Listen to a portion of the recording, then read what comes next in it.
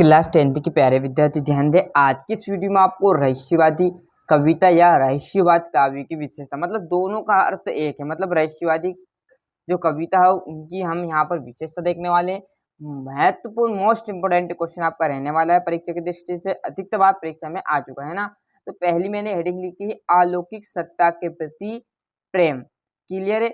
Heading आपको सिर्फ heading करना है, अंदर कुछ नहीं करना है। हेडिंग में ही आंसर पर मिलेगा आपको। क्लियर है। तो देखिएगा अलौकिक सत्ता के प्रति प्रेम। तो इस कविता में अलौकिक सत्ता के प्रति प्रेम तथा आकर्षण का भाव देखने को मिलता है। मतलब क्या है, जो सत्ता है उसके प्रति प्रेम, मतलब जो अलौकिक सत्ता है प्रेम है उसके प्रति। तो जब प्रेम रहेगा तो आकर्षण तो रहेगा भैया, है ना। तो यही तो लिखा है हमने हेडिंग में। क्या लिखा है? अलौकिक सत्ता के प्रति प्रेम। तो इस कविता में या रहस्यवादी कविता में अलौकिक सत्ता के प्रति प्रेम एवं आकर्षण देखने को मिलता है। क्लियर। पहली हेडिंग आपको क्लियर समझ में आ चुकी है सभी विद्यार्थी को। दूसरी है परमात्मा से विवाह मिलन का भाव।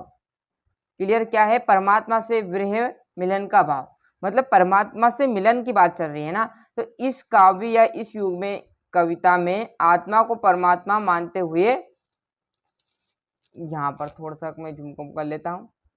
क्लियर है। यहाँ तो क्या है, इस युग की कविता में आत्मा को परमात्मा मानते हुए उसमें विरह मिलन का भाव देखने को मिलता है। यहीं से लिखा हुआ है। क्लियर है। सभी विद्यार्थियों को क्लियर हो रहा है कि इस युग की कविता में आत्मा को परमात्मा मानते हुए, मतलब जो हमारी आत्मा उसको क्या मान लिया है?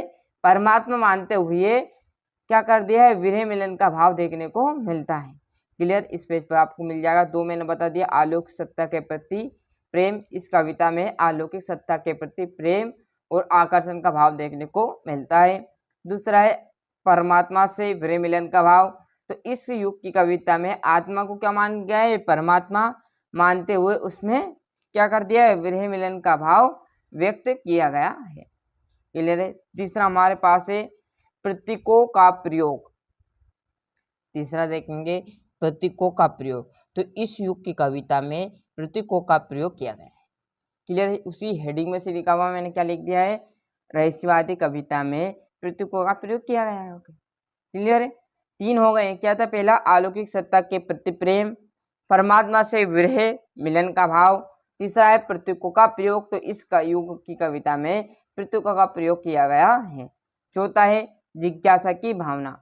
इस कविता में आदर्श ईश्वरीय शक्ति एवं दृष्टि की समस्त क्रियाओं के बारे में जानने की जिज्ञासा का भाव देखने को मिलता है।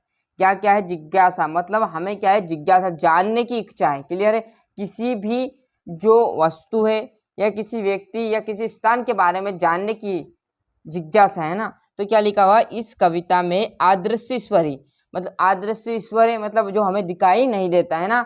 शक्ति मतलब क्लियर है, आदर्श ईश्वरी शक्ति जो हमें दिखाई नहीं देती। क्लियर है। परंतु हम महसूस जरूर करते हैं, क्योंकि परमात्मा है ना, दिखाई नहीं देता परंतु हर एक चीज वही करता है। क्लियर। कहते हैं ना, बिना हरि की माया के बिल हिल ना सके एक पत्ता।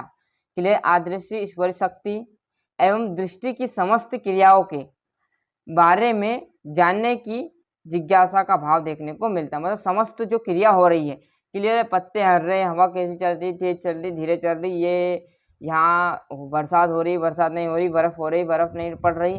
क्लियर है। बहुत सारी चीजें हो रही है ना। तो इस कविता में आदर्श ईश्वरी शक्ति एवं दृष्टि के समस्त क्रियाओं के बारे में जानने की जिज्ञासा का भाव देखने को मिलता है। क्लियर। 4 पॉइंट हो गए, 5वां है एंड लास्ट आपका बचा हुआ चिंतन की प्रधानता। चिंतन की प्रधानता मतलब इस युग की कविता में चिंतन की प्रधानता भैया। क्लियर। 2-3 तो आपको वैसे का वैसा हेडिंग लिखना है, बस 2-1 कर लेना है। जिज्ञासा की भावना आपको और आत्मा से विवाह का मिलन। बाकी का हेडिंग में से मैंने लिखा है प्रतीकों का प्रयोग। देखिएगा, इस युग की कविता में प्रतीकों का प्रयोग किया गया। अलौकिक सत्ता के प्रति प्रेम। तो अलौकिक सत्ता के प्रति इस काव्य में अलौकिक सत्ता के प्रति प्रेम का भाव देखने को मिलता है।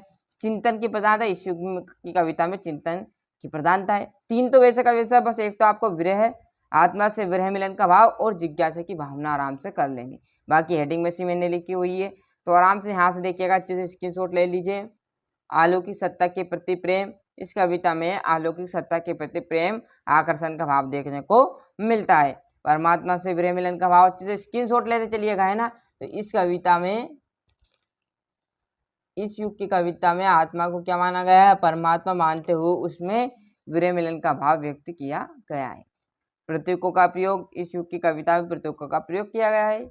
जिज्ञासा की भावना, इस कविता में, या इस कविता में हर बार नहीं लिखना, एक बार इस कविता में, इस युग की कविता में और रहस्यवादी कविता में अदृश्य ईश्वरीय शक्ति एवं समस्त सृष्टि की समस्त क्रियाओं के बारे में जानने की जिज्ञासा का भाव देखने को मिलता है। चिंतन की प्रधानता, इस युग की कविता में चिंतन की प्रधानता है। क्लियर, अच्छे से स्क्रीनशॉट ले लिया होगा। मिलते हैं इसके अगले वीडियो में। और अभी तक आपने चैनल को सब्सक्राइब नहीं किया तो फटाफट चैनल सब्सक्राइब कर लीजिए, साथ ही साथ नोटिफिकेशन ऑन करते चलिएगा। मिलते हैं इसके अगले वीडियो में। और जो आपके प्यारे दोस्तों ने चैनल के लिंक जरूर पहुंचाए, जिससे वो क्लास 10th में अच्छे से पर्सन बना सके। अदर सब्जेक्ट की आपकी बढ़िया से तैयारी करा दी जाएगी। नहीं देखे तो चैनल पर जाकर देखिएगा, वहाँ पर भी वीडियो आपके प्रोवाइड हो रहे हैं अदर सब्जेक्ट के।